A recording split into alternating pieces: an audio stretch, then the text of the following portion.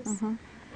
Before Scotty gets out of here, I had something that I would like him to just kind of go over a little bit, because I know and I agree with him totally on what I'm about to go through here about as far as protecting constitutional sovereignty here in the U.S.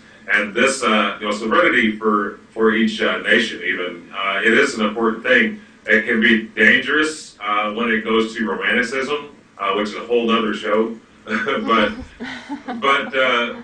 you know, I know you're opposed to any law that provides for indefinite detention and stuff like that without due process, and that you support withdrawing or limiting participation in the United Nations, the World Trade Organization, International Criminal Courts, World Bank, International Monetary Fund, and I am completely with you on that because I've studied them in great detail for about 30 years. Mm-hmm. And actually, what a lot of people may not know is that the World Bank actually writes our procedures for the FDA a lot of times, as far as food handling, food safety, milk safety, and stuff like that for dairy.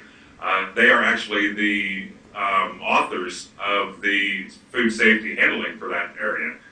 But I just wanted to maybe get your take on your knowledge of these and what kind of dangers you see within these different organizations. Yeah, well, anything that really takes control of people's lives away from them and puts it in someone else's hand has inherent dangers. And what you're describing here, of course, is a case where it's not even transparent to the average person who is really writing the rules that are going to then govern these people. And so that really is a form of domination by one group of people over others, in this case really over the entire country. So that's all dangerous. And my feeling is, as far as when I look at laws, as to whether a law was written by someone else with some other purpose or it's going to be invasive, is I'm going to look at the law and read it. And if I don't have time to read it, then you gave me something that was too long to be a law that we should pass and impose on the people. The thing is, laws are something people are expected to obey. And to obey a law, you need to know what it is.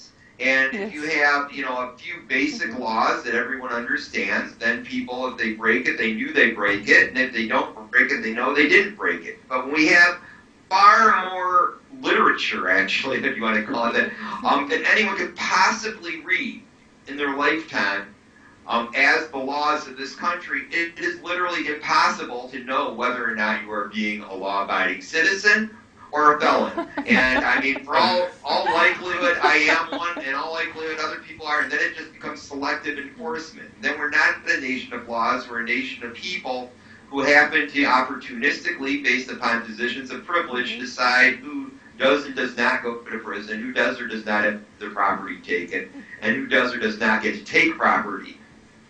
Well, yeah, the basic idea, and I'm coincidentally, I've got 3 years of judicial procedure already, and criminal protections and constitutional protections. That's what I'm majoring in school. I have about a year left. And the ironic thing behind that is that they actually, in school though, they will even teach you that laws, most people think laws are there to protect you. Laws are there to restrict freedom and movement. That is what they are in place for. They're a lot of people say, well, they're there to protect us. They are actually made to restrict freedoms that may be dangerous to somebody else. And I think a lot of that we can go right back to education, because if a lot more people were educated in the right way, I think they would understand maybe a little better between right and wrong. That's just my short take on it. Yeah. Okay. Sure. Scotty, thank you a lot for being with us today. Thank you very much. It was a very nice conversation. Thank you. It's been a privilege. Thank you very much. So we have come to another end of another Building Bridges episode. Thank you for being with us tonight.